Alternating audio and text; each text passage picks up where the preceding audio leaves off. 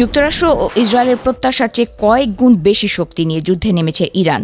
বৃষ্টির মতো মিসাইল ও ঝাঁকে ঝাঁকে ড্রোন হামলা চালিয়ে যুক্তরাষ্ট্র ও ইসরায়েলি জোটকে তুলোধুনো করছে তারা। ইরানের বাহিনীর হামলার তীব্রতা এত বেশি যে তাদের ছোড়া মিসাইল ও ড্রোন সামাল দিতে গিয়ে মুখ থুবড়ে পড়ছে ইসরায়েলের অত্যাধুনিক আকাশ প্রতিরক্ষা ব্যবস্থা আয়রন ডোম। এদিকে আয়রন ডোমকে দুর্ভেদ্য বলে দাবি করলেও ইরানের মিসাইল হামলার সামনে আবারও এটির দুর্বলতা স্পষ্টভাবে ফুটে উঠেছে। শুধু তাই নয়, যুক্তরাষ্ট্র ও ইসরায়েলি জোটের ভয়াবহ আরেকটি দুর্বলতা সামনে এসেছে, আর তা হল ইরানের মুহুর্মুহু মিসাইল হামলা ঠেকাতে গিয়ে ইসরায়েলের ইন্টারসেপ্টরের ভান্ডার প্রায় ফাঁকা হতে বসেছে। মার্কিন কর্মকর্তাদের মতে ইতোমধ্যে যুক্তরাষ্ট্রকে এই সংকটের কথা জানিয়েছে ইসরায়েল। ফলে ইরানের উচ্চগতির ব্যালিস্টিক মিসাইল প্রতিহত করার মতো প্রয়োজনীয় ইন্টারসেপ্টর না থাকায় বড় ধরনের বিপদে পড়তে পারে ইহুদিবাদীরা। এই পরিস্থিতি নতুন এক প্রশ্ন জন্ম দিয়েছে, আর তা হল ইরান কি তবে প্রত্যাশার চেয়েও বেশি শক্তিশালী, নাকি যুক্তরাষ্ট্র ইসরায়েল জোটের রণকৌশলকে রপ্ত করতে পারায় যুদ্ধের মোড় ঘুরিয়ে দিচ্ছে ইরান। মার্কিন রিপোর্ট অনুযায়ী ইসরায়েল যখনই যুদ্ধ শুরু করে তখন থেকেই তাদের ইন্টারসেপ্টর মিসাইলের মজুদ খুবই সীমিত ছিল। গত বছর ইরান ও ইয়েমেনি বিদ্রোহীদের মিসাইল ঠেকাতে গিয়ে ইসরায়েলের অনেক ইন্টারসেপ্টর মিসাইল খরচ হয়ে গেছে।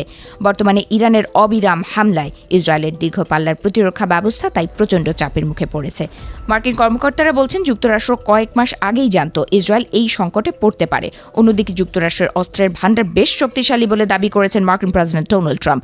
মধ্যপ্রাচ্যে থাকা তাদের নিজস্ব ঘাঁটি রক্ষার মতো যথেষ্ট অস্ত্র আছে বলেও দাবি করেছেন তিনি। তবুও ইসরায়েলকে অতিরিক্ত ইন্টারসেপ্টর দেয়া হলে যুক্তরাষ্ট্রের নিজস্ব মজুতে টান পড়তে পারে বলে আশঙ্কা করছেন মার্কিন কর্মকর্তারা।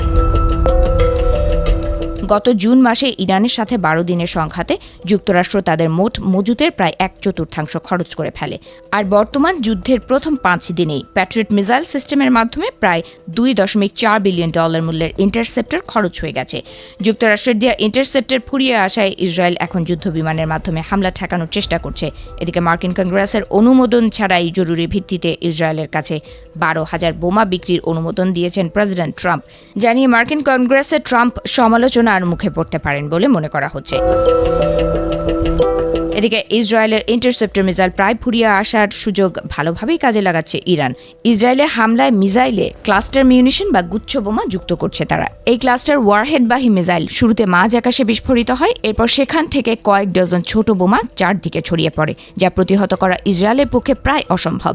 ইরানের খৈরামশের মিসাইল একাই 80টি পর্যন্ত এমন ছোট বোমা বহন করতে পারে, যা 8 থেকে 10 কিলোমিটার এলাকা জুড়ে ধ্বংসযজ্ঞ চালাতে সক্ষম।